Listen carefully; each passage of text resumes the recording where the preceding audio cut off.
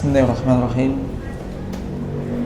Innal hamdalillah nahmaduhu wa nasta'inuhu wa nastaghfiruh wa natubu ilaihi wa nastahdihi wa na'udzu billahi min shururi anfusina wa min sayyiati a'malina may yahdihillahu fala mudilla lahu wa may yudlil fala hadiyalah. Asyhadu an la ilaha illallah wahdahu la syarikalah wa asyhadu anna Muhammadan abduhu wa rasuluh. Allahumma shalli ala Muhammadin wa ala ali Muhammad kama shallaita ala ali Ibrahim innaka Hamidum Majid. Allahumma barik ala Muhammadin wa ala ali Muhammad kama barakta ala ali Ibrahim innaka Hamidum Majid. Ya ayyuhalladzina amanu taqullaha haqqa tuqatih wa la tamutunna illa wa antum muslimun. Ya ayyuhan nas taqu rabbakumul ladzi khalaqakum min nafsin wahidah wa khalaqa minha zawjaha wa batha minhuma rijalan katsiran wa nisaa'a wattaqullaha alladzi tasaaluna bihi wal arham innallaha kana 'alaikum raqiba. Ya ayyuhalladzina amanu taqullaha wa qulu qawlan sadida yuslih lakum a'malakum wa yaghfir lakum dzunubakum wa may yuti'illaha wa rasulahu faqad faza fawzan 'azima. Amma ba'du fa inna asdaqal haditsi kitabullah wa khairul hadyi Muhammadin sallallahu alaihi wasallam wa syarrul umuri muhdatsatuha wa kullu muhdatsatin bid'ah wa kullu bid'atin dhalalah wa kullu dhalalatin finnar. Alhamdulillah, puji syukur senantiasa kita aturkan kehadirat Allah Subhanahu wa taala atas semua nikmat dan karunia yang telah diberikan oleh Allah kepada kita. Termasuk di antaranya adalah nikmat al-aulad. Jadi nikmat anak. Anak merupakan suatu rezeki dan karunia dari Allah Subhanahu wa taala. Dan itu merupakan aset bagi kita, tabungan bagi kita ketika kita bisa mendidiknya dengan baik. Dan anak juga merupakan amanah dari Allah Subhanahu wa taala yang diberikan kepada kita, bagaimana kita bisa untuk mendidiknya dan bagaimana orang tua ini bisa menjalankan tugas utamanya, yakni menjaga dirinya dan juga keluarganya dari api neraka, sebagaimana Allah Subhanahu wa taala telah berfirman, "Qu anfusakum wa ahlikum nar." Jagalah diri kalian, jagalah dirimu dan keluargamu dari api neraka.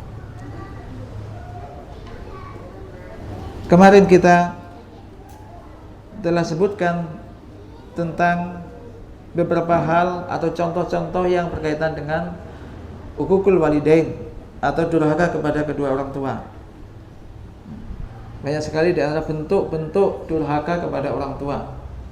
Dengan harapan kita bisa mengetahui itu adalah termasuk perbuatan durhaka kepada orang tua, sehingga kita bisa untuk meninggalkannya dan juga bisa mengajarkannya, menyampaikannya kepada anak-anak kita, sehingga anak kita tidak melakukan hal-hal semacam itu. Karena ini bentuk kasih sayang kita kepada anak-anak kita. Karena kita tidak ingin anak-anak kita ini menjadi anak yang durhaka dan akhirnya masuk ke dalam neraka. Kita tidak ingin. Maka bentuk sayang kita, bentuk kasih sayang orang tua kepada anaknya adalah tadi, bagaimana menjaga anak-anaknya, dirinya dan juga anak-anaknya dari api neraka. Sebelum kita mulai, kita lanjutkan tentang masalah yakni sebab durhaka kepada orang tua. Maka mungkin kita mengingat kembali sedikit apa yang diingat dari kemarin yang telah kita sampaikan. Ada tiga saja, contoh 3 bentuk durhaka kepada orang tua. Apa yang diingat? Apa saja? Di antaranya apa? Berkata kasar kepada kedua orang tua. Yang lain? Bermuka masam atau muram, cemberut dengan di hadapan orang tua, terus menjadikan orang tua sedih atau menangis. Itu di antaranya. Nah, di sana ada asbab atau sebab-sebab yang menjadikan anak ini durhaka kepada orang tuanya.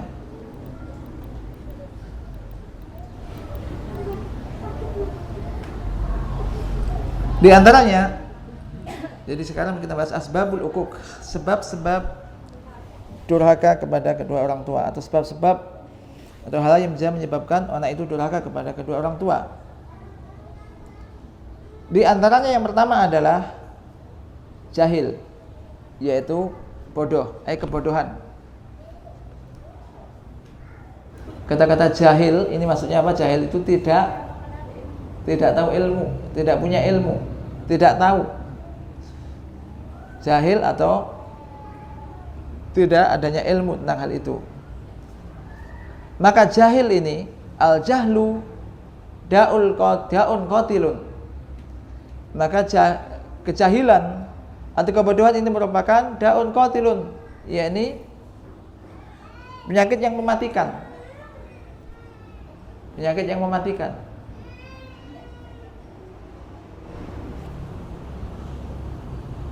Nah, terkadang orang jahil ini merasa tenang dan bahkan merasa aman dan nyaman. Bahkan terkadang ada bisikan iblis mengatakan, nggak usah ikut ngaji. Kalau ngaji nanti banyak ilmu, banyak tahu ilmu. Sedang kalau kamu nggak mengamalkan ilmu itu, kamu akan tambah berdosa. Mendingan nggak usah tahu, nanti ketika melakukan kemaksiatan ngomong aja, saya tidak tahu.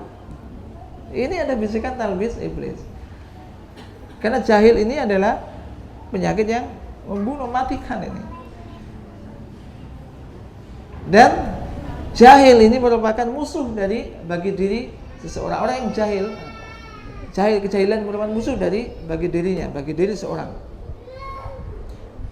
Jika seseorang tidak tahu tentang akibat perbuatan durhaka kepada orang tua, tidak tahu akibat durhaka kepada orang tua, baik di dunia maupun di akhiratnya. Karena dosa durhaka kepada orang tua ini akibatnya bisa di dunia dan juga di akhirat.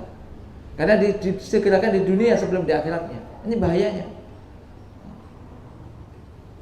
Demikian juga dia tidak tahu, tidak memahami tentang buah daripada berbakti kepada kedua orang tua yang akan didapatkan di dunia dan juga di akhirat. Maka hal ini akan bisa menyebabkan anak itu berbuat durhaka. Anak berbuat durhaka dan bisa memalingkan dia dari berbakti kepada kedua orang tuanya. Maka tersirat dari sini juga, maka kewajiban orang tua menyampaikan, nah ini perbuatan durhaka, dan orang durhaka ini dampaknya demikian, akibatnya demikian, siksa, diazab. Ini sampaikan juga.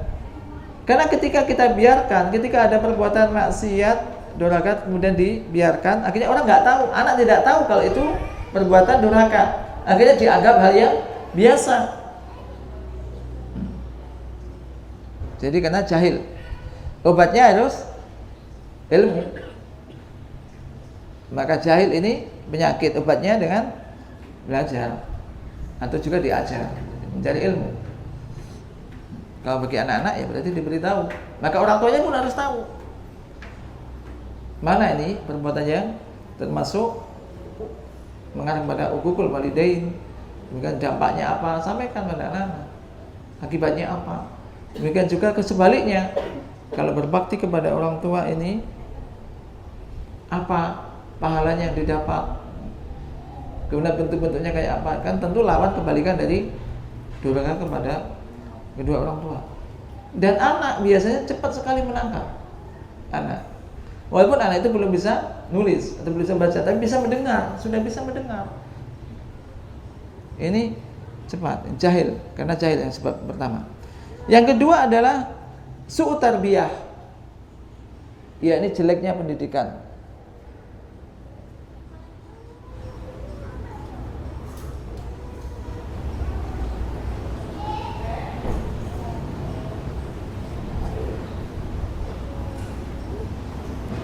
Maka kedua orang tua jika tidak bisa mendidik anak-anaknya di atas takwa, tidak bisa mendidik anak-anak di atas takwa dan juga kebajikan, dan juga keinginan-keinginan yang tinggi, maka hal itu akan memicu mereka, menggiring mereka melakukan bentuk kedurhakaan ini.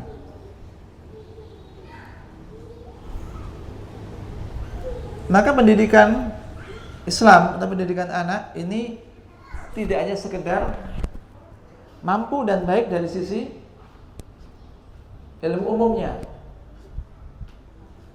Jangan bangga ketika prestasi ilmu umum tinggi tapi akhlak agamanya jatuh. Dalam pendidikan yang diharapkan tadi bisa menjaga diri dan anak-anak itu dari api neraka.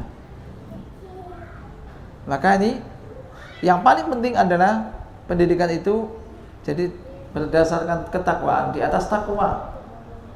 Pendidikan anak di atas takwa. Dan pendidikan, ingat, pendidikan ini tidak sama dengan pengajaran. Kalau pengajaran, ya mengajar kayak menyampaikan maklumat atau materi, kemudian dites, ujian, selesai dapat nilai baik, pengajaran. Pendidikan nggak mesti begitu, nggak mesti dengan berdiri di depan kelas atau di depan papan tulis, enggak. Pendidikan mengarahkan. Dan tentu yang diinginkan adalah bagaimana anak bisa mendapatkan keinginan atau cita-cita yang sangat tinggi. Maka cita-cita yang paling tinggi adalah apa kira-kira? Nah, arahkan ke surga. Ingin surga, takut neraka. Anak ini sudah bisa. Anak-anak kecil ini. Nah, jadi tidak hanya kalau ngerjakan PR misalkan. PR apa atau mendapat nilai jelek dari si umumnya misalkan karena suatu sebab, dimarahi betul-betul. Ketika nggak sholat, nggak sholat terserah. Yang penting sekolahnya bagus. Les di mana-mana, ilmu umum dikejar, tapi tidak diimbangi dengan sisi agamanya. Agamanya dikalahkan. Nanti aja kalau udah besar. Pendidikan kan dimulai dari kecil. Tidak bisa tiba-tiba nanti kalau besar berubah dengan menjadi baik ketika tidak diawali dengan sedini mungkin, dari sejak dini. Ini su'u tarbiyah. Jadi arahkan ke sana. Takut neraka, cinta surga, kepingin surga, dan takut neraka. Ketika anak itu diberi motivasi ke situ sejak kecil, dia akan bahkan kadang-kadang terucap, kalau begitu enak ya di surga, saya rasanya kepingin segera masuk surga. Padahal kan mati dulu, bayangkan. Kan orang tua waduh, kebetulan bagaimana? Nah ini sang anak polosnya di surga banyak sekali tentang kenikmatan sebagaimana dalam Al-Quran. Bacakan ayat yang ada berkaitan dengan itu, ya kan? Ini diantaranya. Jadi tarbiyah, jeleknya pendidikan ini bisa memotivasi anak untuk itu. Dan minimal pendidikan yang utama ada di orang tua. Orang tua, al-ummu ini madrasah. Ibu itu sebagai madrasah, sekolahan. Dan sekolah yang pertama. Dan kalau dia disiapkan dengan baik, ibu ini disiapkan dengan baik, maka akan mengeluarkan orang-orang yang rabbani, yang takwa, yang soleh, solihah. Jangan kemudian menyalahkan pendidikan yang sekolahnya misalkan, sementara orang tuanya memang juga nggak pernah mendidik di rumahnya, terutama di sisi agamanya, ketakwaannya. Ini. Jadi jangan bayangkan saya keluarkan biaya yang mahal-mahal sekolahkan di sini, tapi tidak memberikan pendidikan, dia sendiri tidak memberikan contoh yang baik, pendidikan yang baik. Maka jangan menyalahkan. Su'u tarbiyah. Jadi inginkan kita mengharapkan anak-anak ini dimotivasi untuk bisa bagaimana mengamalkan amalan-amalan yang mendatangkan pahala dan akhirnya ke surga. Demikian juga menjauhkan hal-hal yang bisa membawa dirinya ke dalam neraka. Termasuk tadi durhaka kepada orang tua yang dimasuk neraka, semacam itu. Yang ketiga, at-tanakut. Yang ketiga, adanya kontradiksi. Kontradiksi yang dimaksud adalah jika kedua orang tua mengajarkan kepada anak-anaknya suatu ajaran yang baik, akan tetapi dia sendiri tidak mengamalkan ajaran yang diajarkan itu. Ini kontradiksi. Melarang anaknya bohong, dia tambah bohong. Ini namanya kontradiksi.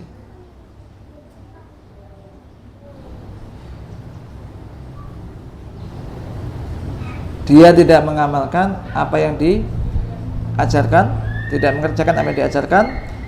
Bahkan terkadang justru yang pertama tadi apa? Tidak melaksanakan, tidak mengerjakan, tidak mengamalkan apa yang diajarkan. Yang lebih parah lagi, yakni melakukan sesuatu yang menjadi lawan dari apa yang diajarkan. Lawan dari apa yang diajarkan. Maka ini, perkara ini bisa menggiring seorang anak untuk berlaku durhaka.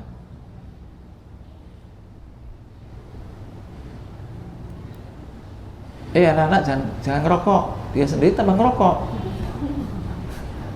Anaknya mikir, disuruh apa? Dia misalkan ayahnya melarang merokok, dan ini merokok. Ayo sholat, setiap sholat azan semua ke masjid. Ternyata lihat bapaknya kok tambah di depan TV, nggak sholat. Mikir anaknya bapak katanya nyuruh ke masjid, kok tambah bapak sendiri ke masjid. Nah ini akhirnya bentuk durhaka muncul. Termasuk apa? Tidak mau melaksanakan perintahnya, nggak akan digubris perintahnya. Ibunya juga begitu. Ibunya menyuruh yang baik, ternyata nggak melakukan yang baik, bahkan secara nggak sadar dia melakukan sesuatu yang tidak baik. Anaknya akan protes. Akhirnya apa? Perintahnya nggak akan dilakukan oleh anaknya. Dan ini sudah bentuk durhaka kemarin. Tidak mau mentaati orang tuanya, menunda-nunda, semacam itu. Tanakut yang ketiga, kontradiksi.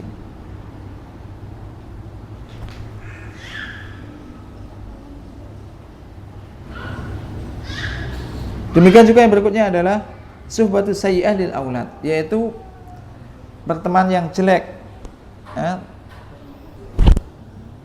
terhadap anak-anaknya atau untuk anak-anaknya, pertemanan yang jelek.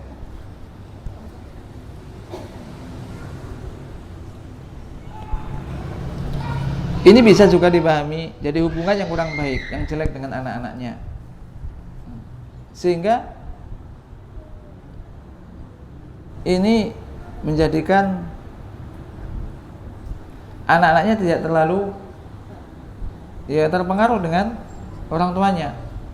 Contoh, karena hubungannya sudah nggak bagus.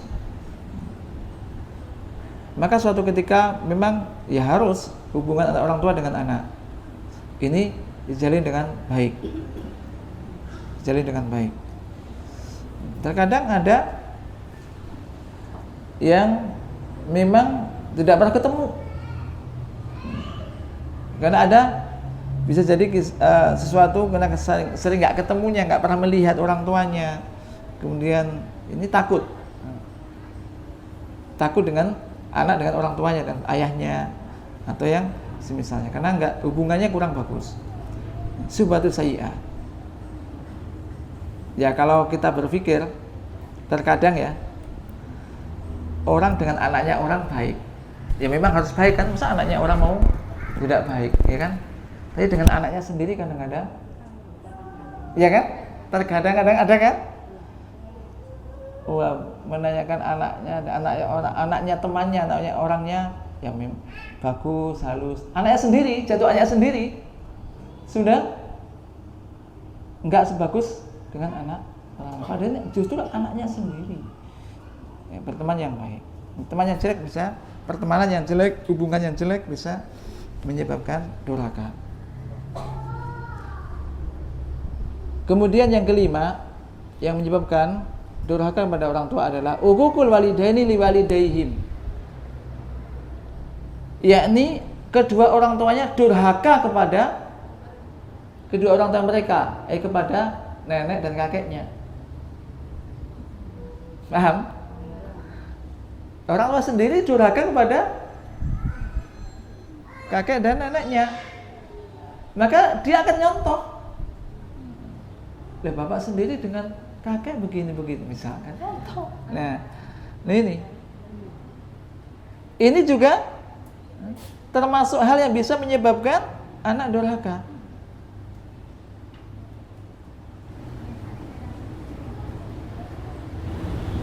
Jadi kalau anak orang tuanya ini ya suami istri, maka ini juga pendidikan anak memang dimulai dari kita, dari dini, dengan contoh ini paling berkesan, dengan contoh, dengan suri tauladan, contoh yang baik. Jika kedua orang tuanya ini sudah durhaka kepada orang tua mereka, jadi kakek dan neneknya si anak-anak, maka mereka pun akan dihukum dengan durhaka, kedurhakaan anaknya kepada dirinya, hukumannya.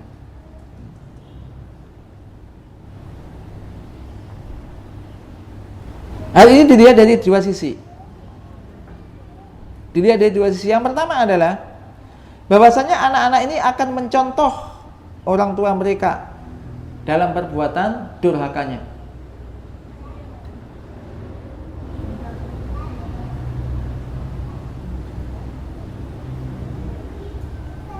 Yang berikutnya, yang kedua adalah anal jaza min jinsil amal. Balasan itu tergantung atau sesuai dengan amal perbuatannya.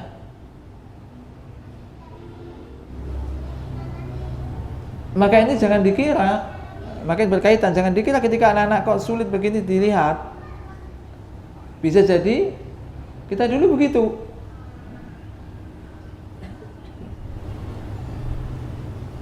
Nah ini kalau kecil mungkin kemudian sekarang taubat begitu ya, insya Allah tidak, ya mudah-mudahan diterima oleh Allah. Dan anak-anak kan tidak tahu kok masa kecil, dan gak usah diceritakan masa jelek kita diceritakan kepada anak-anak yang baik-baik, ceritakan. Karena kalau masa jelek diceritakan, ya saya dulu juga gini-gini loh, anaknya juga, nah ya kan, berarti nggak apa-apa toh sayang, begitu, nggak usah diceritakan satu yang jelek. Ini yang kalau sudah berlalu. Kalau belum berlalu itu sekarang kita paham bahwasanya birrul walidain, berbakti kepada kedua orang tua, tidak terbatas setelah kita punya anak selesai, enggak, ya kan? Sampai orang tua itu meninggal tetap ada kewajiban berbakti kepada kedua orang tua. Bahkan kalau kita mungkin pernah lihat, membaca hadis tentang kisah tiga orang yang berada di dalam gua, kemudian tertutup, pintu gua itu tertutup dengan batu yang sangat besar, dan mereka tidak bisa keluar. Akhirnya mereka harus berdoa kepada Allah, dengan masing-masing berdoa kepada Allah melalui bertawasul dengan amal soleh yang pernah dilakukan. Ada 3 orang. Salah satunya adalah mereka berdoa kepada Allah, minta agar batu itu digeser dari mulut gua dengan berdoa melalui amal soleh yang dilakukan berupa berbakti kepada kedua orang tuanya. Dia punya 2 orang tua yang sudah tua. Kemudian biasanya ini memerahkan susu untuk keduanya. Ternyata setelah itu keduanya ini tidur. Sementara anak-anaknya menangis, minta itu tidak diberikan hingga sampai orang tua mereka bangun, kemudian diberikan dulu kepada, diutamakan. Ini artinya apa? Jadi bentuk birrul walidain ini tidak habis ketika kita sudah keluarga atau sudah punya anak. Karena itu dia mengatakan, saya makan ini semua karena Engkau ya Allah, karena Allah, maka sekarang mohon geser batu itu dari pintu gua, akhirnya bergeser sedikit. Ini. Jadi jangan mengharap anaknya bisa berbakti kepada mereka, kepada dirinya, sementara dia durhaka kepada orang tuanya. Ini ayah atau ibu? Ya ayah dan ibunya, ya kan? Ayah dan ibunya. Jadi saling mengingatkan. Kan orang tua, kan? Artinya ya ketika saling mengingatkan antara suami dan istri ketika terjadi masalah dengan orang tua, maka usahakan untuk tetap berbakti, tidak durhaka. Nanti anak-anaknya ini akan mencontoh semacam itu. Kemudian yang keenam disebutkan sini adalah sedikitnya takwa kepada Allah. Qilatu taqwallah fi halati talaq.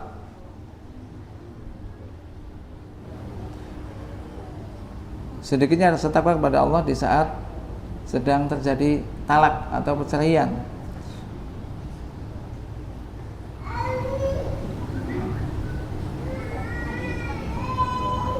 Sebagian orang tua, jika memang terjadi hal yang memang terjadi, ya ini berupa terjadi perpisahan antara suami istri yang punya anak-anak, mereka tidak bertakwa kepada Allah dalam hal itu, yakni perceraian tidak terjadi dengan baik, bahkan bisa dijumpai masing-masing dari suami dan istri ini untuk membujuk anak-anaknya. Membujuk anak-anaknya, suruh ketika sang ibunya menyuruh bagaimana supaya benci kepada bapaknya, bapaknya juga begitu, bagaimana anak-anaknya ini benci kepada ibunya, dia itu gini, saling menyampaikan aib masing-masing, maka ini tidak dibolehkan. Kenapa? Karena hal itu akan menjadikan motivasi al-aulad, anak-anak ini berlaku durhaka kepada kedua orang tuanya. Dan kedua orang tuanya lah yang menyebabkan hal itu.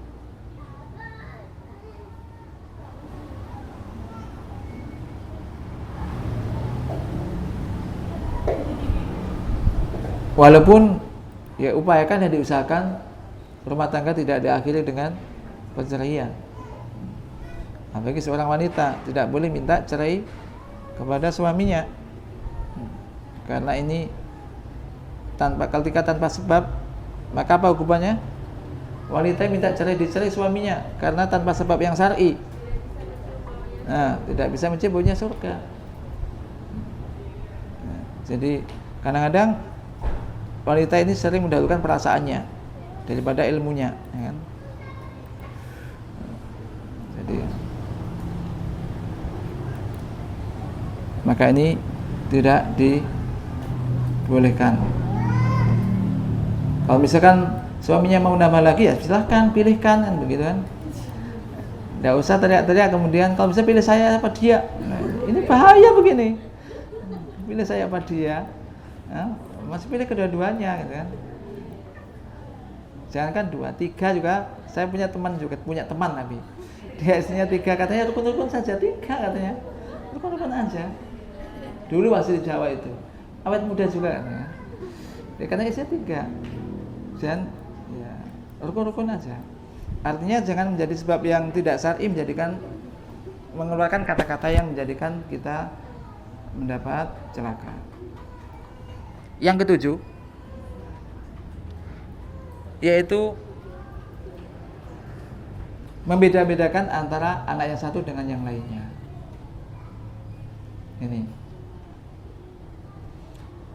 Ini tindakan semacam ini, pilih kasih, ya kan? Ya. Tidak adil. Ya. Ini menjadikan seorang anak ini mempunyai rasa tidak suka dan benci, permusuhan, semacam itu. Rasa kebencian, permusuhan.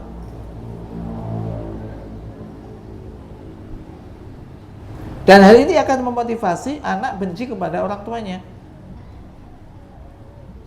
Bahkan bisa memutuskan hubungan dengan orang tuanya. Maka orang tua diupayakan harus adil. Harus adil.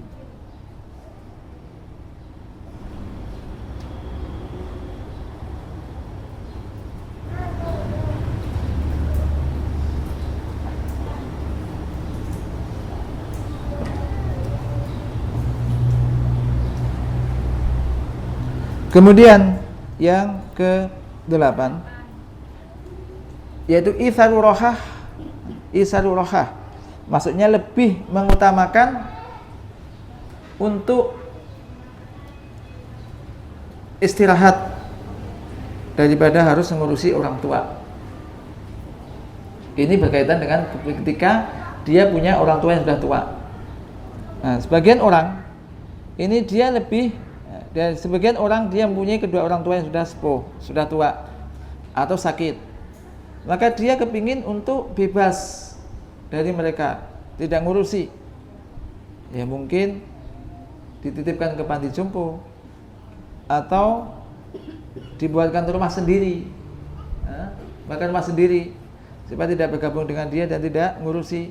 Atau yang semisalnya, karena mereka lebih memilih untuk tidak disibukkan oleh kedua orang tuanya, lebih bisa istirahat dengan santai dan tenang menurut anggapan mereka.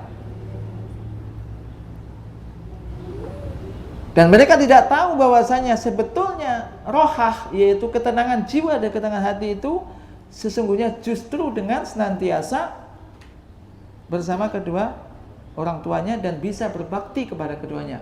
Ini akan menjadikan jiwanya tenang. Tenang yang sebenarnya.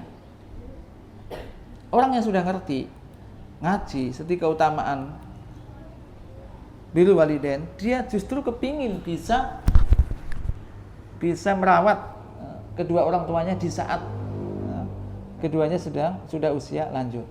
Ini. Tapi ini tidak. Dia lebih memilih supaya rohah merasa bisa istirahat, bisa tenang, tidak diganggu dengan disibukkan dengan merawat kedua orang tuanya.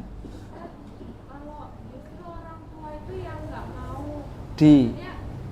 mau ikut anak-anak. Kita tinggal di lain kota gitu kan, lalu orang tuanya udah sepuh gitu, tapi kita ajak ke tempat kita, saya nggak mau, itu maunya di rumah sendiri gitu. Tapi di sisi lain kita juga nggak bisa ke tempat orang tua karena misalnya kalau sebagai istri kan ada suami diurus itu gimana? Nah, ya semacam itu, ya kita tidak bisa maksa. Artinya dengan apa bentuk birrul walidainnya? Mungkin dengan menyuruh seseorang yang bisa ngurus, kita yang bayar, bisa aja. Nah semacam itu. Karena kenyataannya memang rata-rata orang itu walaupun kasarannya rumahnya jelek, rumah anaknya lebih baik, lebih bagus karena udah mapan, dia tidak mau untuk meninggalkan rumahnya. Rata-rata ini mungkin fitrah, mungkin orang tua semacam itu rata-rata. Walaupun pergi ke anaknya disuruh, lama-lama di situ nggak kerasan, sebentar ingin pulang. Nah semacam itu. Maka bagaimana solusinya? Yaitu sering menanyakan kabarnya, kemudian supaya jangan sampai orang tua sakit kita nggak tahu. Kan sekarang banyak fasilitas. Atau ada mungkin saudara dekat kita, atau juga mungkin kita punya keluarga adik atau kakak bisa merawatnya, kita nanti yang membiayainya. Terkadang kalau di desa atau apa dari sisi pembiayaan kurang, siapa ini kita bantu semacam itu. Tetap menanyakan bagaimana keadaannya dan terus mengontrol dari jauh semacam itu. Karena kalau kita paksa justru durhaka kepada orang tua. Kita paksa udah nggak mau, dipaksa-paksa tambah beban pikiran. Walaupun dohirnya enak, di sini kurang apa? Di sini, ini misalkan. Ini justru maunya baik tambah tidak baik. Melahirkan apa? Bentuk durhaka. Bentak-bentak dan apa semacam itu. Maunya baik. Karena ya kita selama itu tidak membahayakan dan masih bisa difahami, ya bisa tidak membahayakan mereka, ya nggak apa-apa, mereka tinggal di sana. Tapi tetap solusinya semacam tadi, bisa kita nyuruh orang membantu untuk tinggal di situ, kita yang untuk merawatnya. Karena memang permintaan mereka. Yang dibahas di sini adalah dia itu kepingin, karena udah mungkin nggak punya rumah, atau bisa jadi anaknya ikut rumah di situ, bisa jadi anaknya ini juga menempati rumah orang tuanya, tapi dia tidak mau direpotkan orang tuanya dibuatkan rumah sendiri atau dititipkan ke panti jompo semacam itu. Ini yang dimaksud di sini. Adapun kalau kita inginkan orang tua itu ikut saya supaya kita bisa tapi kok nggak mau karena bukan rumahnya sendiri, maka ya semacam tadi solusinya. Mudah-mudahan tidak masuk ke sini. Justru kita tetap senantiasa menanyakan bagaimana keadaannya, kemudian kekurangannya apa, atau mungkin suatu ketika setiap bulan kita kirimi apa atau apa semacam itu. Karena intinya orang tua itu sebetulnya kalau udah tua itu tidak mau juga merepotkan anaknya biasanya. Jarang.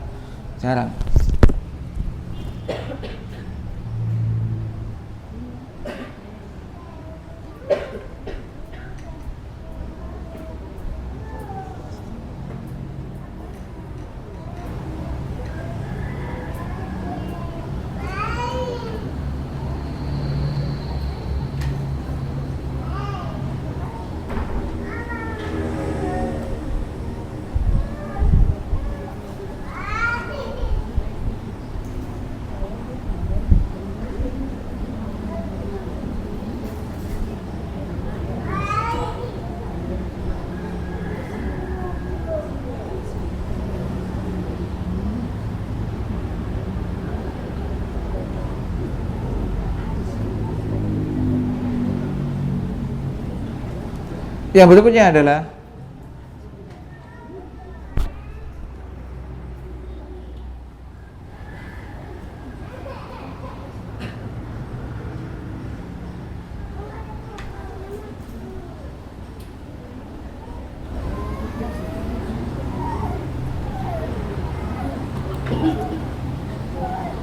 jadi tidak ada perasaan tenang.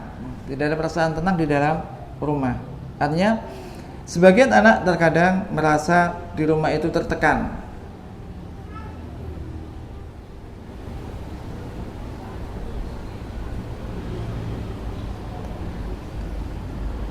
Misalkan jadi seorang anak sebetulnya tidak ingin melakukan kesalahan di dalam rumah.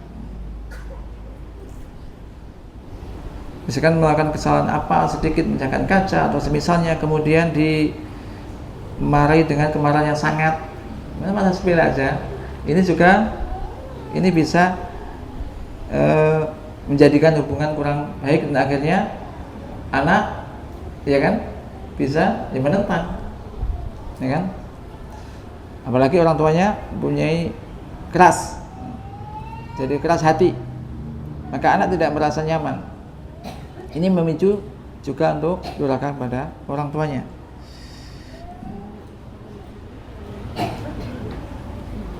Kadang seorang ibu misalkan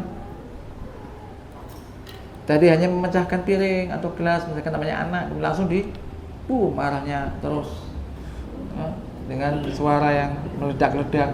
Padahal seperti itu beli lagi kan bisa. Kadang-kadang kan spontanitas.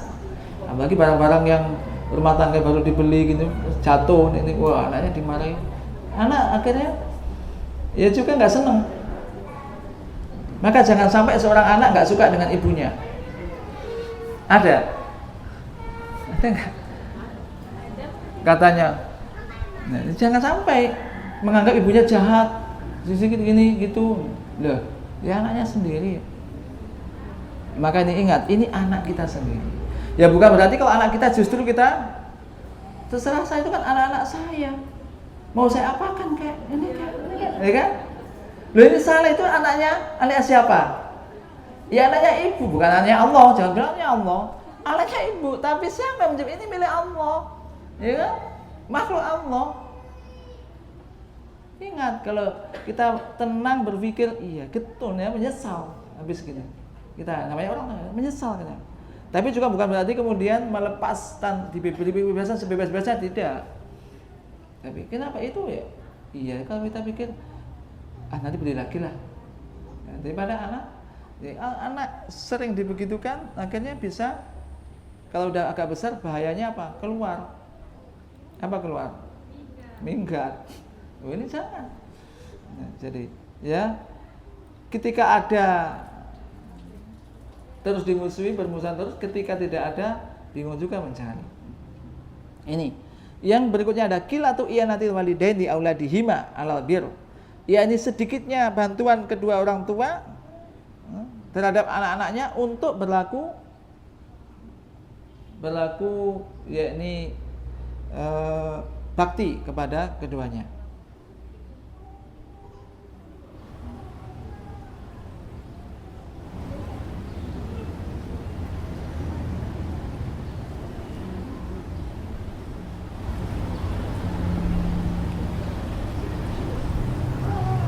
Ya, sebagian orang tua ini tidak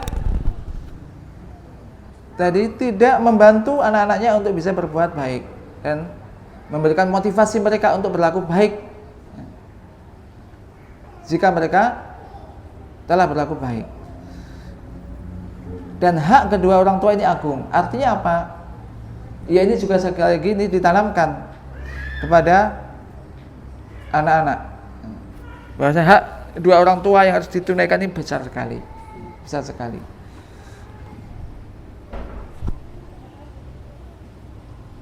Maka seorang anak harus butuh apa? Motivasi, doa.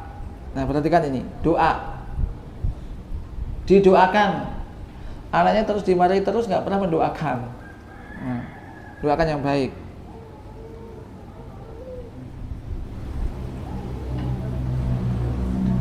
Dan dibantu untuk bisa mewujudkan hal itu. Kemudian yang berikutnya adalah yakni su'u khuluqiz zaujah, jeleknya akhlak istri. Yang ke-11, jeleknya akhlak istri.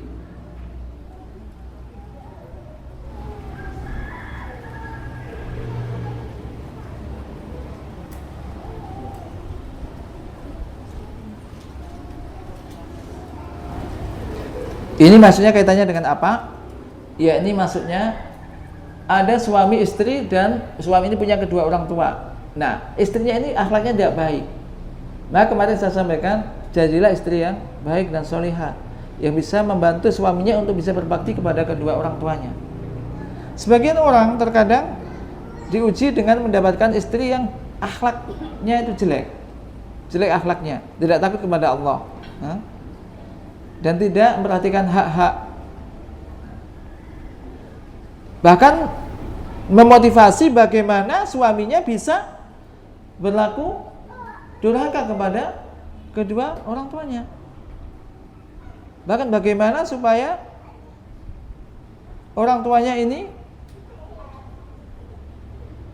keluar dari rumahnya. Ini ada. Di sini ada begitu? Ada begitu di sini? Insya Allah nggak ada dan jangan. Pernah ada seorang tanya SMS, Ustaz, bagaimana solusinya? Ini,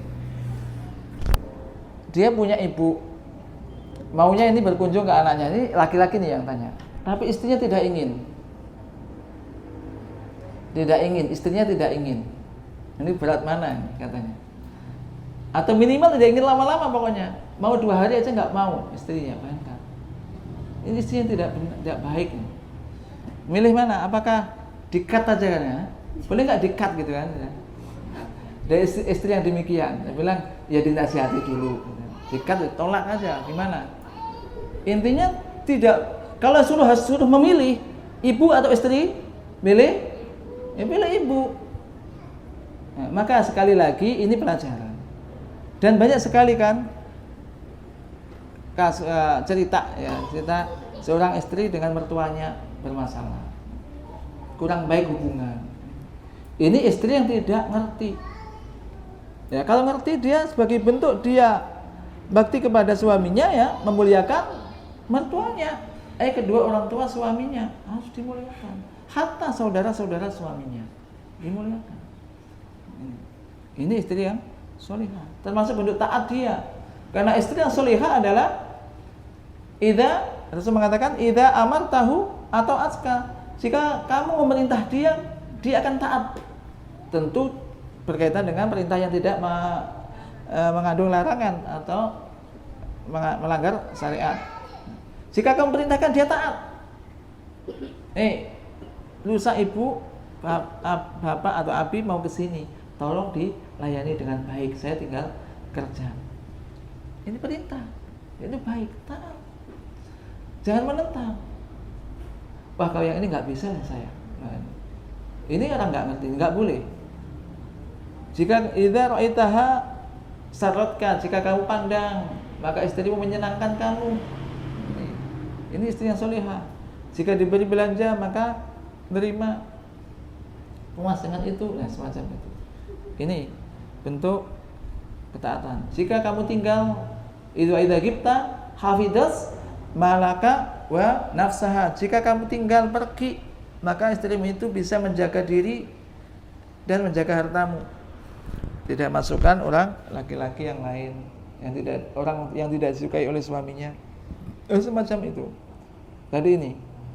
Jadi jangan sampai punya akhlak yang jelek semacam tadi. Bagaimana itu, Mas? Ibu itu segera diantar atau dibuatkan aja rumah sendiri, misalkan. Jangan sampai kita punya rumah besar, ibunya dibuatkan ruangan tersendiri di luar rumah, dibawakan rumah kecil, atau ditaruh di belakang rumah baru ada dibuatkan gubuk semacam itu, misalkan. Jangan sampai. Justru disitulah kesempatan kita. Selain itu istri berbakti kepada mertuanya misalkan. Jadi sebagai bentuk bakti dia kepada suami, ya. Termasuk bagian dari bakti pada suami, bakti kepada kedua orang tuanya. Padahal kalau seorang wanita yang meninggal dan suaminya ridho, dia beriman pada Allah, sholat 5 waktu, puasa, istrinya dan suaminya ridho, dia masuk surga.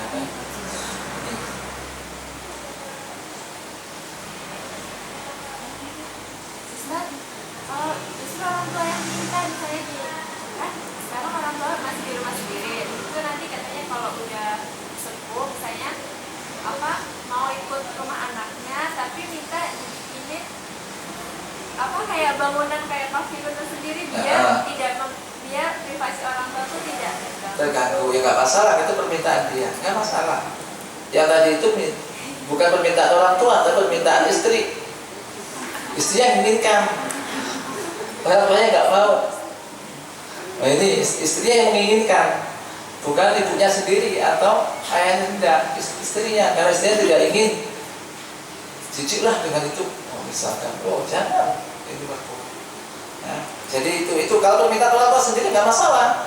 Tentu kalau ya jelas ya semampu kita, kita buatkan dekat sehingga kita bisa kalau ada apa-apa bisa tahu dan bisa merawat, nggak masalah semacam itu.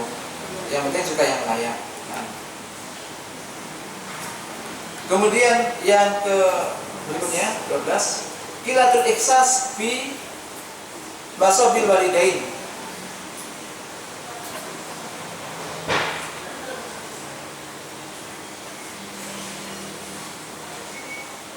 Artinya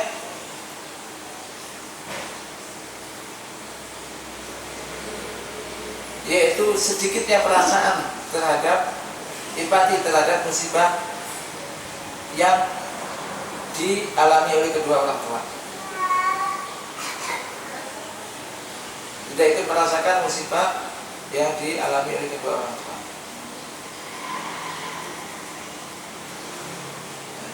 Tidak peduli semacam itu. Karena kemarin di antara bentuk durhaka tidak mau memberi, tidak mau tahu, tidak mau menyumbang, pelit pada kedua orang tua, atau memberi tapi juga disebut-sebut pemberiannya. Nah, ini sebab bentuk durhaka di antara sebabnya semacam itu. Maka ya kita tahu diri, sering mencari tahu, kemudian juga bisa membayangkan beratnya orang tua ketika mengasuh anak. Kalau seorang anak bisa berpikir begitu, ini ya bagus. Tapi terkadang memang anak-anak yang belum belum berkeluarga, belum merasakan susahnya jadi ibu atau beratnya jadi ayah atau ibu, maka ini tidak bisa merasakan itu. Maka akan bagusnya ketika bisa ikut merasakan begitu beratnya beban dari kedua orang tuanya, sehingga dia bisa memotivasi dirinya untuk berbakti kepada kedua orang tuanya. Itu diantara beberapa hal yang bisa memicu kepada perbuatan durhaka kepada kedua orang tua.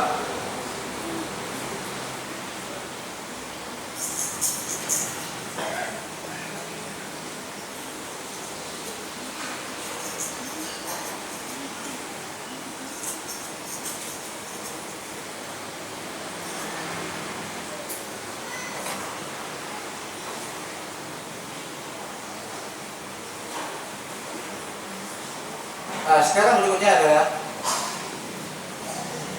yakni jalan subul ilas, jalan keluar atau solusi dari hukukul walidain.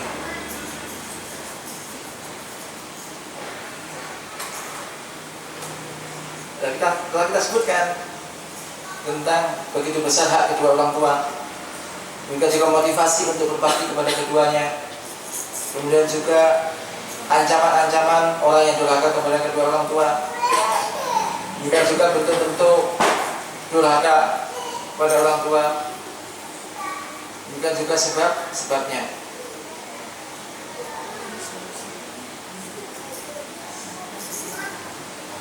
Maka dari sini kita hendaknya termotivasi, kepingin untuk bisa berbakti kepada kedua orang tua. Seorang muslim hendaknya setelah itu menginginkan untuk bisa berbakti kepada kedua orang tuanya dan untuk menjauhi perbuatan-perbuatan durhaka pada keduanya, mengharapkan pahala dari Allah dan takut akan azab Allah, baik di dunia maupun di akhiratnya. Maka setelah ini kita akan sebutkan tentang kebalikannya, yaitu berbakti kepada kedua orang tua. Tentang bakti kepada kedua orang tua, serta adab-adab yang seyogianya kita lakukan terhadap kedua orang tua, dan hal-hal yang bisa membantu kita, membantu anak untuk bisa berbakti kepada orang tua apa saja. Yang pertama adalah definisi tentang berbakti kepada kedua orang tua. Kalau kita kemarin telah membahas tentang masalah durhaka kepada orang tua, nah ini berbakti kepada orang tua ini lawan daripada durhaka. Maka Ibnu Mantul mengatakan al-birru itu ziddul uquq, birru itu lawan daripada durhaka.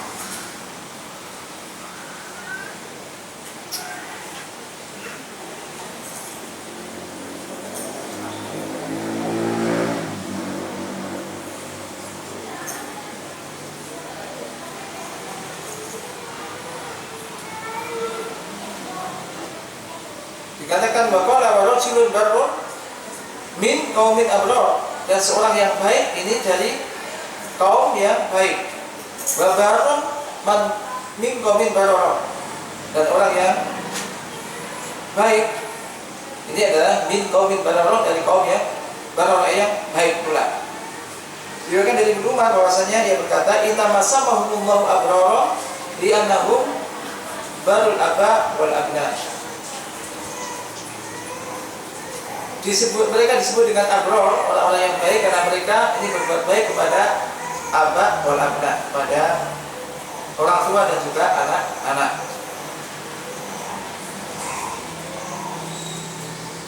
Dan juga dikatakan sebagaimana Anda mempunyai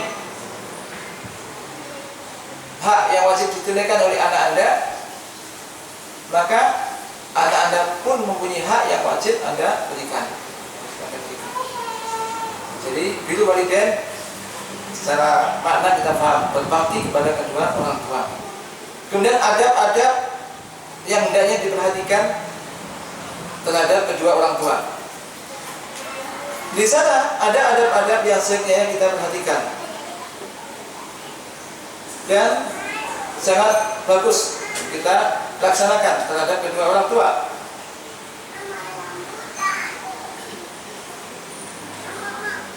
Agar kita bisa jadi melaksanakan beberapa yang diwajibkan oleh Allah Subhanahu wa taala kepada kita terhadap kedua orang tua, dan Allah Subhanahu wa taala menjadikan ridho kepada kita.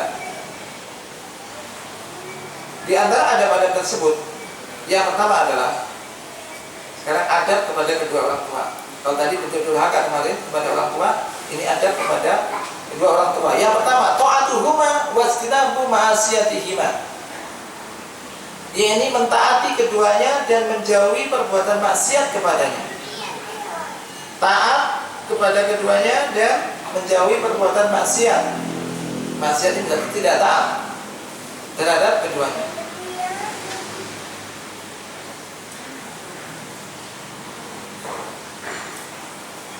Maka wajib bagi setiap muslim untuk mentaati kedua orang tuanya dan menjauhi perbuatan maksiat kepada keduanya. Maksiat ini maksudnya apa? Melawan perintah, tidak taat. Ini maksiat. Dan hendaknya mendahulukan ketaatan kedua orang tua atas ketaatan terhadap manusia yang lainnya. Tentu kecuali Rasul, ya. Allah dan Rasulnya harus didahulukan. Mendahulukan ketaatan kepada kedua orang tua atas ketaatan kepada manusia yang lainnya, selama keduanya tidak memerintahkan perbuatan maksiat kepada Allah dan Rasulnya. Ini selama keduanya tidak memerintahkan perbuatan maksiat kepada Allah dan Rasulnya. Jadi harus mendahulukan ketaatan kepada orang tua melebihi ketaatan kepada siapa saja dari manusia, selama yang diperintahkan ini tidak mengandung maksiat kepada Allah dan Rasulnya, kecuali istri. Maka sebenarnya istri ini mendahulukan ketaatan kepada suaminya daripada ketaatan kepada kedua orang tuanya. Kecuali istri. Kalau istri, maka ketaatan suaminya ini lebih didulukan daripada kedua orang tuanya. Maka jangan kalau ketika sudah dinikah oleh seseorang, menjadi istri seorang suami, dari suami ikut suaminya, ini memerintahkan suaminya untuk bisa dekat dengan orang tuanya. Apa maksudnya? Istri minta agar suaminya bisa tinggal dekat dengan mertuanya, dengan orang tua istrinya. Sementara terkadang suami itu kurang nyaman ketika tinggal dengan mertuanya, mertuanya. Maka ikut aja kehendak suami, jangan didikte. Kalau nggak mau, saya nggak mau. Akhirnya istrinya di tempat suami sendiri, suaminya sendiri lah. Ini, ya kalau saya nggak usah nikah aja, masih berada dengan ibunya ya, atau orang tuanya. Makanya ini kecuali istri. Maka istri ini harus lebih mendahulukan ketaatan kepada suaminya daripada ketaatan kepada kedua orang tua istri, orang tuanya, orang tua istri. Nah, yang kedua, adab yang kedua, al-ihsanu ilaihima, yaitu berbuat baik kepada kedua orang tua, baik dengan ucapan maupun perbuatan.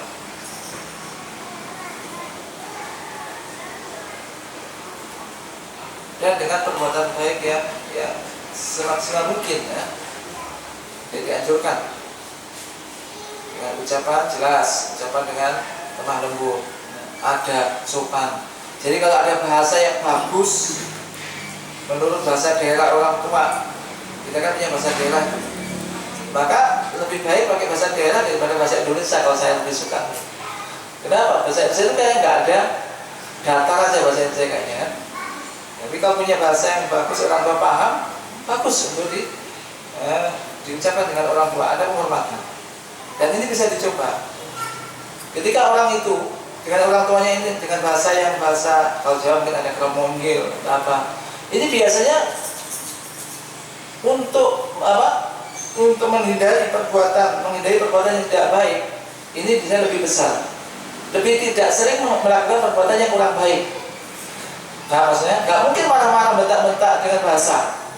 Jangan, nggak mungkin. Tahu kamu, ya kan? Ini bisa dirasakan. Termasuk istri dengan suami. Coba, kalau istri dengan suami bahasa itu terserah aja ya kan. Tapi kalau bahasa yang mungkin bahasa Indonesia itu kadang-kadang sering mengeluarkan kata-kata yang terkadang kasar dengan suami tanpa disadari. Tetapi kalau bahasanya itu bahasa yang halus, kan seorang istri harus taat pada suaminya. Coba aja dengan bahasa yang halus, kalau bisa suami ngerti ya, suami ngerti juga, kan bahasa Jawa atau bahasa apa, pokoknya yang lebih halus.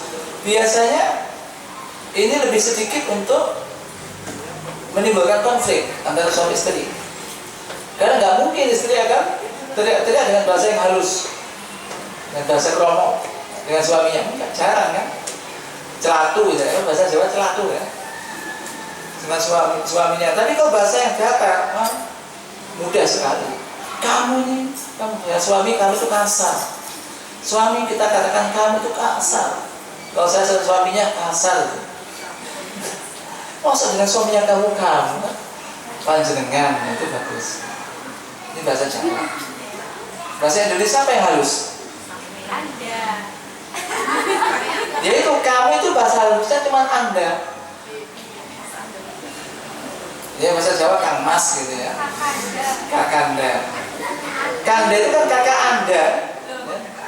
Iya kan? Kanda, kakak Anda. Pokoknya yang halus lah.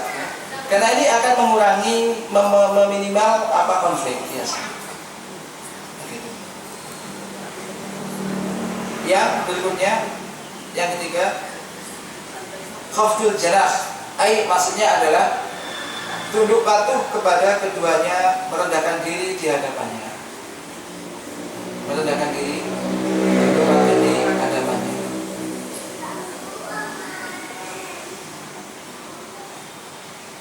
Yang keempat, al-budu an zajrihima.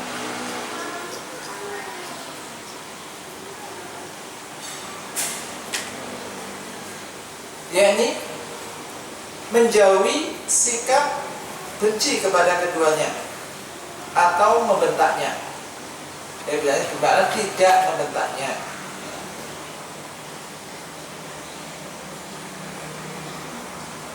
Ini. Dan hal itu dengan apa? Dengan mengucapkan kata-kata yang lemah lembut. Ketika berbicara dengan kedua orang tua, berbicara dengan lemah lembut. Dan jauhilah kata-kata membentak. Jauhilah perbuatan membentak keduanya atau meninggikan suara terhadapnya. Berkata dengan suara tinggi.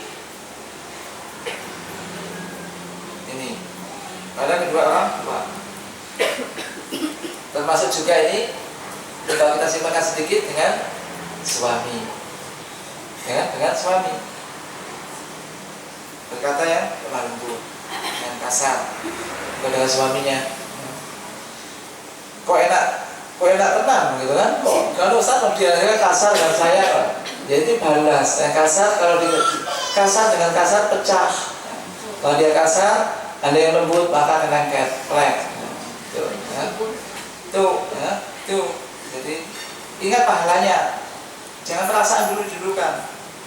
Perasaan itu diajak enggak harus saya ya jangan begitu, dibahas sama pahala, ingat pahala. Semacam itu. Yang kelima, al-isra'u ilaihima. Maksudnya adalah mendengarkan dengan seksama.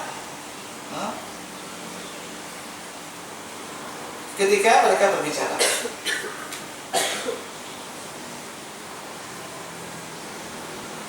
Dan hal itu yakni dengan memperhatikan, dan wajah kita memperhatikan, kedua orang tua ketika mereka berbicara.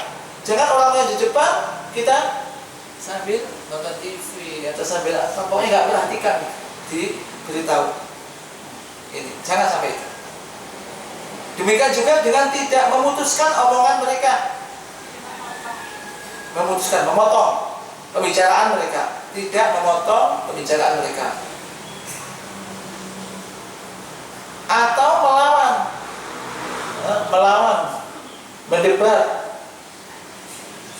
pembicaraan mereka.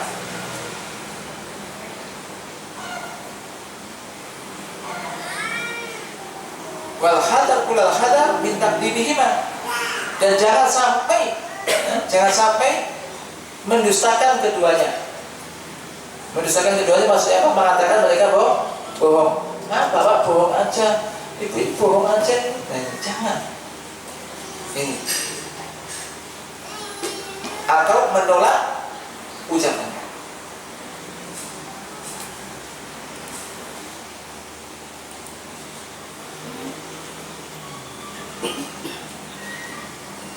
Kemudian yang keenam,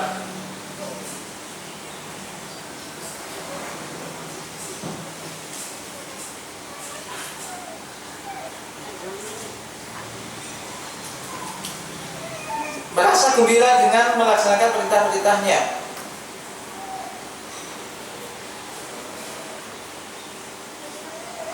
Merasa gembira dengan melaksanakan perintahnya dan tidak marah atau berundel, ya marah itu, marah atau hatinya ini benci kepada keduanya,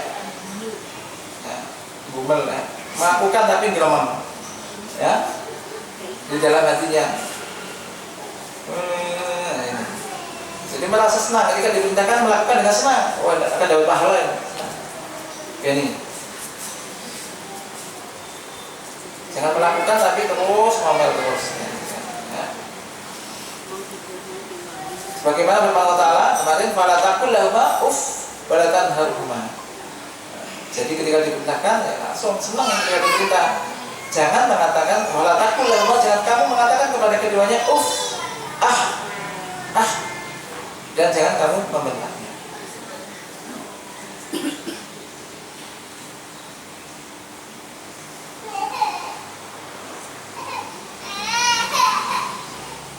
Kemudian yang ketujuh, tatallu lahuma, maksudnya adalah dengan menyambutnya dengan wajah yang berseri-seri.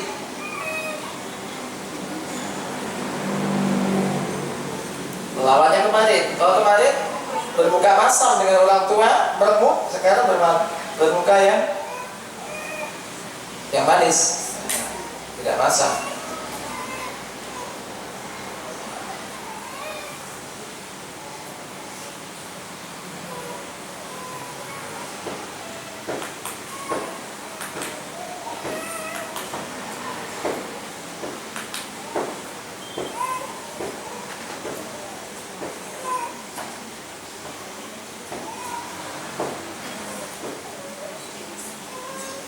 Yang kedelapan, atawadud lahuma,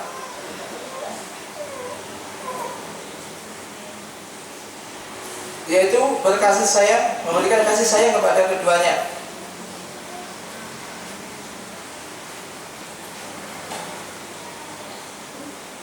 Di antara bentuknya adalah memulai mengucapkan salam kepada keduanya.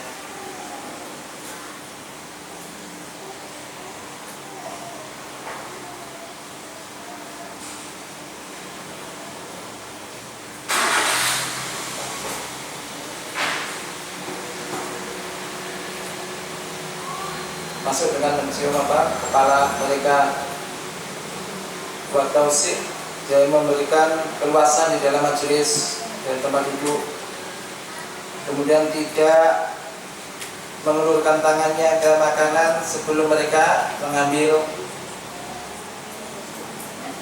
Kemudian berjalan di belakangnya di waktu siang,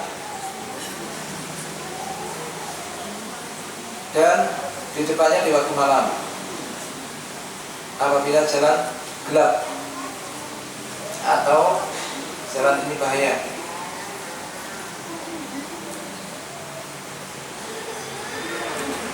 Kemudian yang kesembilan adalah duduk di depan kedua orang tua dengan adab yang sopan.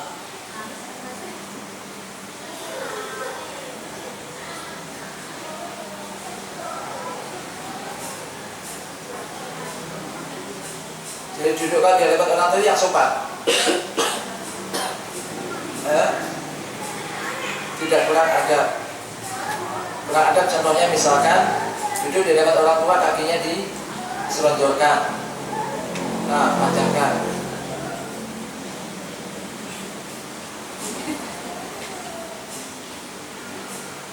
Atau juga jadi batuk-batuk atau kohwa itu macam DM atau batuk-batuk di hadapan keduanya kalau bisa tidak demikian. Itija ini semacam selonjor, tidur selonjor di hadapan orang tua. Ini tidak demikian maksudnya. Demikian juga tidak berpakaian di hadapan orang tua. Ini juga tidak sopan.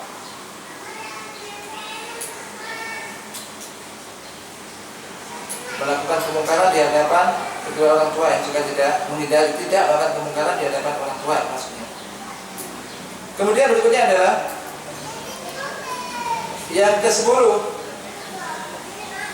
tidak menyebut-nyebut bantuan atau pemberian yang telah diberikan.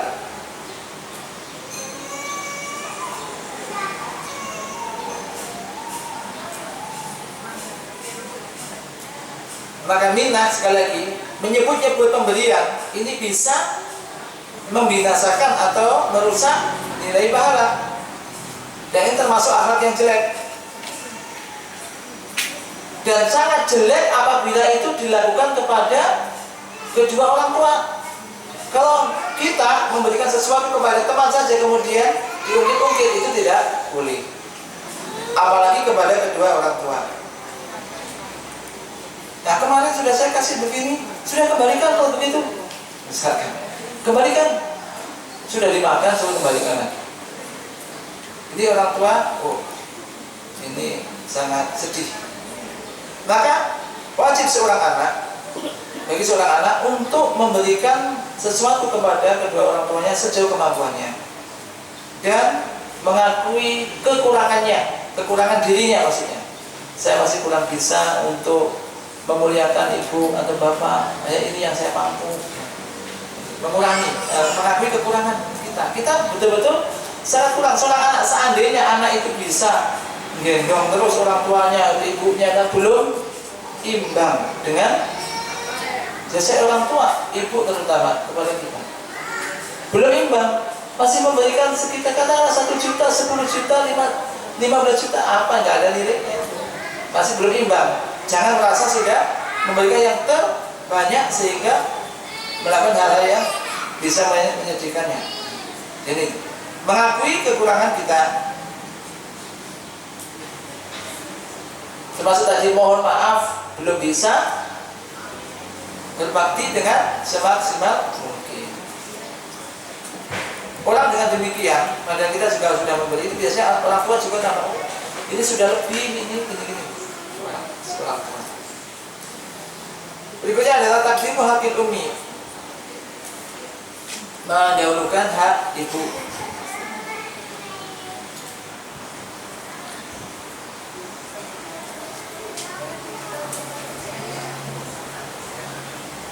Ini mendahulukan untuk memberikan kasih sayang kepada ibu, berbuat baik kepada ibu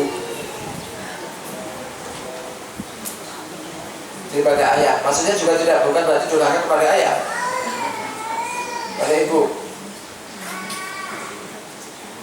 Berdasarkan hadis kemarin dari Abu Hurairah radhiyallahu anhu, qala ja'a rajulun ila Nabi. Ada seorang datang kepada Nabi sallallahu alaihi wasallam, faqala ya Rasulullah, man awlan nasi bi husni suhbati atau sahabati. Ya Rasulullah, siapakah manusia yang paling layak, paling berhak untuk aku melakukan dengan sebaik-baiknya? Qala ummuka. Bisa menjawab ibumu. Qala tsumma, kemudian siapa lagi? Qala ummuka, ibumu. Qala tsumma, masih lagi qala ummuka. Qala tsumma, masih lagi qala abuka, ayahmu. Ini riwayat Imam Bukhari dan Imam Muslim. Memang kalau kita lihat terkadang anak itu lebih berani dengan ibunya daripada bapaknya. Bentak atau apa, berani sekali sampai ibunya nangis. Ada apa? Ini kadang-kadang lebih berani, kadang-kadang kebanyakan semacam itu. Dan jelas tidak benar.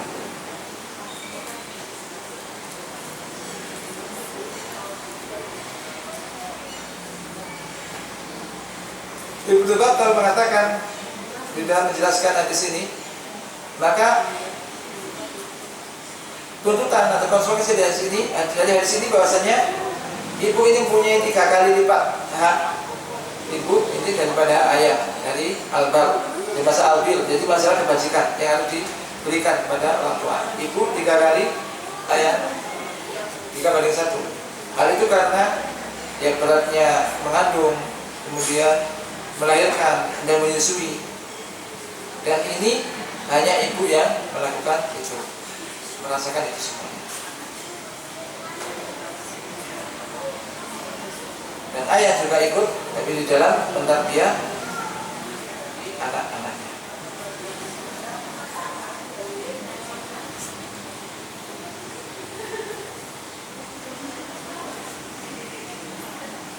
Ada yang mengatakan ibu ini lebih didulukan dari sisi berbakti atau berbuat baik dan memberikan kasih sayang, sedangkan ayah ini didulukan dari sisi ketaatan karena ayah merupakan kepala rumah tangga. Nah, kemudian yang ke-12, bentuk biru walidain atau adab pada kedua orang tua, membantu kedua orang tua di dalam pekerjaan. Maka tidak layak bagi seorang anak ketika melihat kedua orang tuanya bekerja, kemudian dia hanya melihat saja, tidak membantunya. Membantu kedua orang tua di dalam pekerjaan dan melakukan pekerjaan.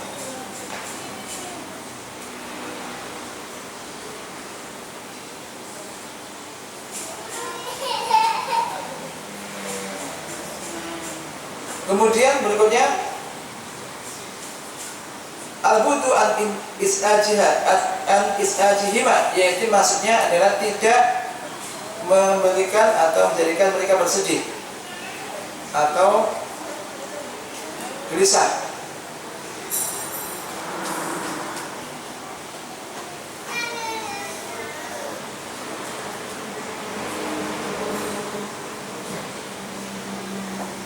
Kemudian yang ke-14, menjauhi perdebatan di hadapan mereka berdua.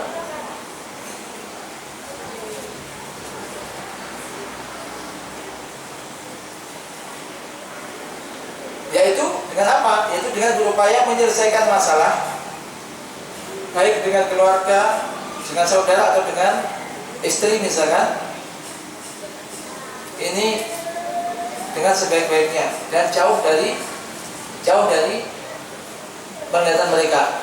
Maka jangan sampai ketika dekat dengan orang tua, sering sekali orang tua mendengar anaknya ini tengkar, suami istri tengkar, sementara orang tuanya mendengar. Atau kadang-kadang apa yang terjadi, sedikit-sedikit ada masalah suami istri lari ke orang tuanya ikut sedih.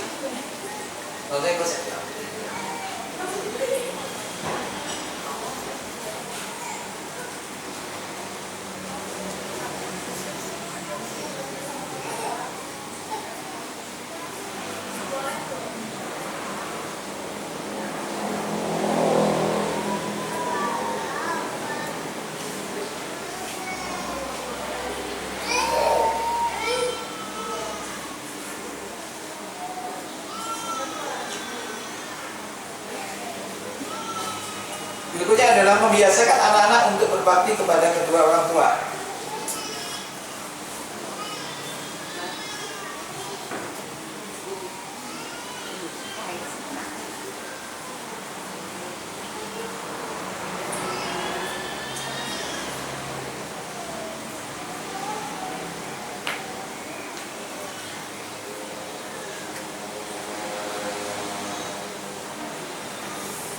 Yaitu apa? Yaitu dengan memberikan contoh yang baik kepada keduanya.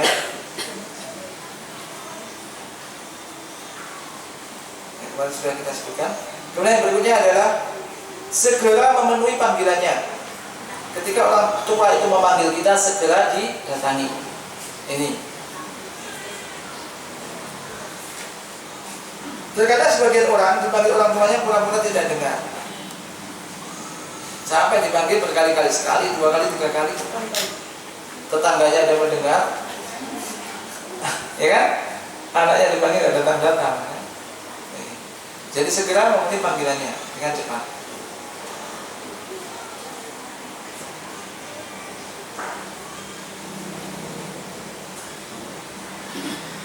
Kemudian yang berikutnya adalah memperbaiki hubungan yang kurang baik yang terjadi antara kedua orang tua.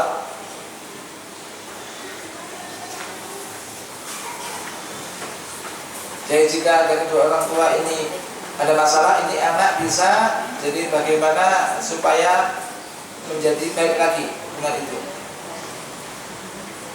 Kemudian berikutnya adalah al-istidhan khalatuhul alihma, minta izin ketika akan masuk ke dalam kepada keduanya. Ini.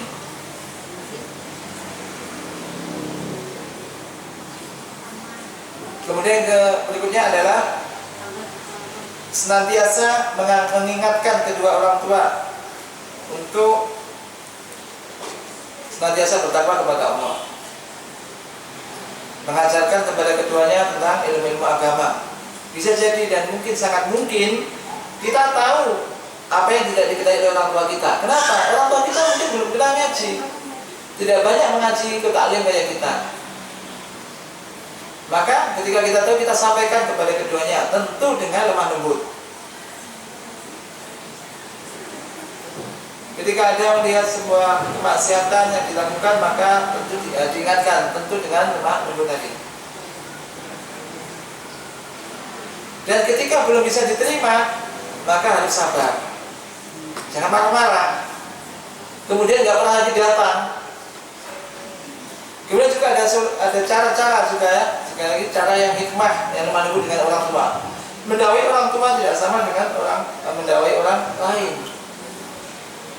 Maka kalau kita menyampaikan kepada orang tua, ketika kita diiringi dengan berbuat baik dulu, kita bantu, kita apa, kemudian ketika kondisi yang enak, kemudian kita sampaikan sedikit, insya Allah mereka menerima. Kalau datang-datang nggak pernah berkunjung, datang-datang langsung, Pak ini haram, ini syirik, ini kafir, ini. Datang nggak pernah beli apa-apa, datang-datang begitu, sudah langsung. Ini menjadikan dia durhaka kepada orang. Ini karena sebagian orang tidak memahami itu, maunya baik tapi salah, akhirnya sampai diusir. Begitu diusir, orang tuanya bangga karena merasa telah menegakkan maklum yang muka sampai diusir. Ya orang lain, orang tuanya, karena mungkin adab yang kurang ya. Ini jadi ingkar mungkar, mengingkari kemungkaran lebih besar, makanya tidak dibolehkan. Maka harus sekali lagi dengan lemah lembut, insya Allah. Itulah manusia itu mau. Ya, sementara sampai sini ya.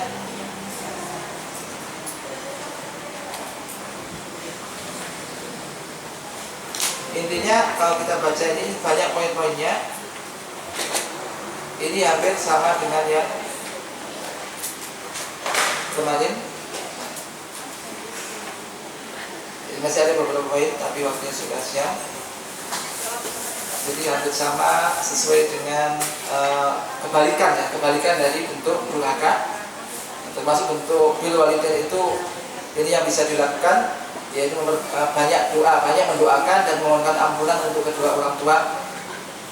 Itu termasuk setelah mereka meninggal, kemarin kita sampaikan, ini menjadi anak yang soleh dan solihah, kemudian juga menyambung tali persaudaraan yang pernah disambung kedua orang tua, kemudian melakukan wasiat atau janji mereka, dan juga bersedekah untuk keduanya. Mudah-mudahan kita semua dikarenai anak-anak yang soleh dan solihah, yang berbakti kepada kedua orang tuanya, dan juga dijadikan sebagai anak-anak yang soleh dan solihah kepada kedua orang tua kita. Subhanakallahumma wa bihamdika asyhadu an la ilaha illa anta astaghfiruka wa atubu ilaik. Assalamualaikum warahmatullahi wabarakatuh. Ustaz, bertanya boleh? Ya.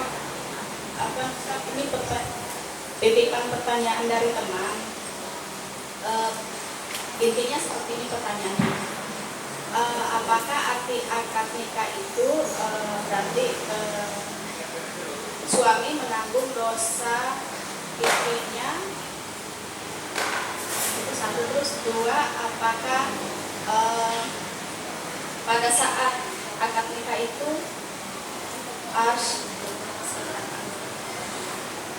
arsnya berguncang? Terus benarkah ijab kabul merupakan penebusan dari seorang suami terhadap dosa istri, atau apakah Islam membenarkan? Apa tadi? Apakah akad nikah itu artinya suami menanggung dosa istrinya, dan seperti itu? Maksudnya kalau sudah menikah nanti kalau istri berbuat dosa dia tanggung? ya, maksudnya kalau seorang wanita sudah menikah nanti kalau wanita ini berbuat dosa ditanggung oleh suaminya. Itu seperti itu ya? Iya, maksudnya seperti itu. Maksudnya apakah seperti itu? Alhamdulillah. Bismillahirrahmanirrahim. Wallahu a'lam ya. Jadi kalau kita lihat, dia lihat ketika istrinya berbuat dosa, suaminya ini mengapa istri berbuat dosa? Apakah tidak dia didik? Kalau dia tidak mendidiknya atau bahkan menjerumuskan ke dalam perbuatan dosa, maka ini bisa aja dia menanggung dosanya. Akan tetapi kalau dia sudah nasihati, istrinya tidak mau taat, istrinya Nabi Nuh, ya kan? Istrinya Nabi Nuh, apakah Nabi Nuh menanggung dosa istrinya? Ya sudah, lepas ketika mati nanti nggak akan ketemu, nantinya kafir, artinya mukmin beriman. Jadi kembali kepada kita, ketika sudah akan nikah, maka kewajiban seorang suami ini apa? Jadiku anfusakum ahlikum nar. Jagalah dirimu dan keluargamu dari api neraka. Mendidik, termasuk menjaga diri dari api neraka apa? Mendidik, istrinya dididik. Kalau dia belum paham agama dipahamkan. Terus, tapi sampai kapan ya? Terus sampai meniti apa? Bahtera kehidupan terus. Jadi nggak ada selesainya, semacam itu. Tapi kalau suami istrinya berbuat dosa kemudian dibiarkan, maka ini nanti akan ditanya dia. Dan setiap orang kulukum mas'ulun, setiap orang itu kulukum ra'in, kulukum mas'ulun an ra'iyati, masing-masing kalian pemimpin. Setiap pemimpin akan ditanya tentang yang dipimpinnya. Jadi kembali ke situ. Yang jelas ketika dia sudah akan nikah, sudah resmi suami istri, maka memang seorang laki-laki ini bertanggung jawab terhadap istrinya.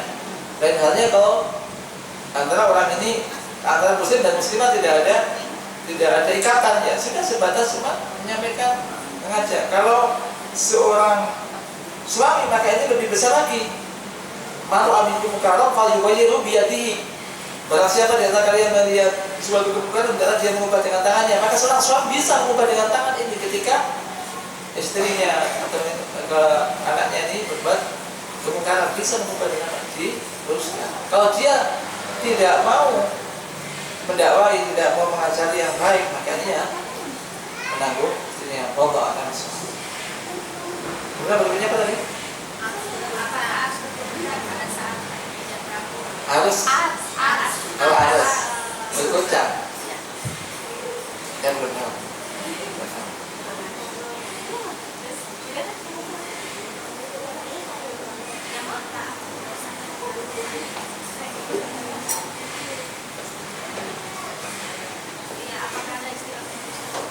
Istilah penebus dosa, kafarot. Penebusan dosa.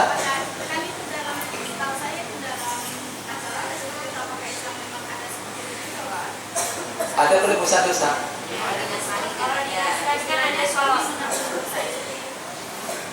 Saya belum tahu itu, nggak tahu saya. Suami menebus dosa, jadi dosa itu ditebus oleh suaminya. Enak istri ya? Nggak tahu, enggak lah. Kenapa? Tetap hubungannya itu. Kalau suaminya, kalau istrinya nggak Jadi enak jadi istri ustaz. Jangan istri ustaz, istri Nabi aja nggak selamat kok. Ya, kalau kita pikir kan, ya. Walaupun istrinya ustaz, kalau dia sendiri nggak taat kepada Allah, dia nggak menjamin dirinya kan, nggak begitu. Jadi sekarang di Quran kan ada istrinya Nabi Nuh aja, ketika nggak taat, kan? Maka ikut tenggelam, nggak selamat. Ini istri Nabi. Jadi kembali ketika dia itu mukminah, maka mudah-mudahan nanti juga dikumpulkan di sana. Allah akan. Assalamualaikum Ustaz. Ustaz, maksudnya begini, seandainya orang tua sudah meninggal, lalu yang ada itu saudara kandung, lalu dia siapa? Saudara kandung istri atau suami? Oh enggak, maksudnya gini, ada seorang, saya punya adik gitu ya. Nah, orang tua kami sudah meninggal. Lalu adik yang laki-laki ini berbuat baik kepada kakak yang perempuan. Itu apakah nilainya dia seperti berbakti kepada orang tua, meskipun dia juga berbuat baik pada istrinya, mertuanya gitu Ustaz. Itu aja, maksudnya nilai dia berbuat baik pada saudara perempuannya itu apakah nilainya itu sama dia berbakti kepada orang tuanya yang sudah meninggal tadi. Bismillahirrahmanirrahim. Kalau nilainya ya mungkin tidak sebanding ya, karena kakaknya ini tidak sebanding, tapi itu mungkin juga bagian daripada bentuk birrul walidain, bentuk berbakti kepada kedua orang tuanya. Ketika ada kakaknya ini kesusahan, ini kan sudah pasti saudara walaupun demikian, tapi itu jelas tidak sebanding. Bukan berarti kemudian saya kan sudah berbuat baik kepada kakak saya, tapi dia nggak pernah dia mendoakan, sementara orang tuanya sudah meninggal, mendoakan, nggak pernah beristighfar untuk kedua orang tua yang meninggal, maka tidak dikatakan orang itu berbakti kepada kedua orang tua. Adapun kalau dia ini juga mendoakan, pokoknya bentuk bakti pada orang tua ketika mereka telah meninggal dia lakukan, dan termasuk dia membantu saudara-saudaranya, termasuk kakak perempuannya, maka ini yaitu yang diinginkan. Jadi maksudnya bukan berarti, dan insya Allah ketika orang itu berbakti pada kedua orang tuanya pun akan berupaya untuk membantu kakaknya.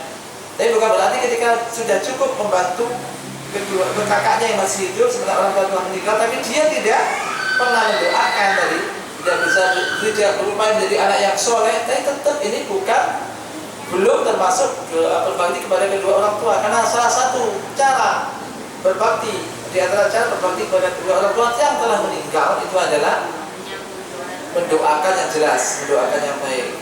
Nah, tentu sebelum mendoakan berupaya jadi anak yang soleh, memperbaiki dirinya. Kalau dulunya dia itu nakal, ini begitu, kemudian menyesal, orang tua telah meninggal, dia berupaya menjadi orang yang baik dulu. Lalu bagaimana anak yang durhaka kemudian mendoakan? Anak yang biasanya mungkin mabuk atau apa terus mendoakan, memanjatkan doa kepada Allah. Bagaimana doanya? Maka yang pertama kemarin berupaya untuk bagaimana dirinya menjadi orang yang soleh atau solihah, kemudian mendoakan orang tuanya, beristighfar untuk kedua orang tuanya. Dan hal yang kemarin disebutkan.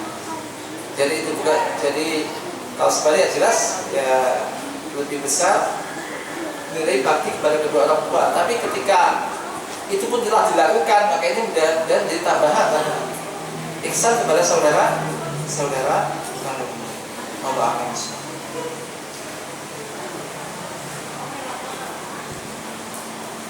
Baik, kalau sudah, mudah-mudahan ini bisa kita ambil faedahnya.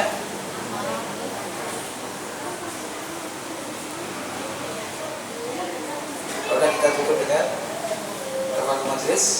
Subhanallah wa bihamdihi asyhadu an la ilaha illa anta astaghfiruka wa atubu ilaik.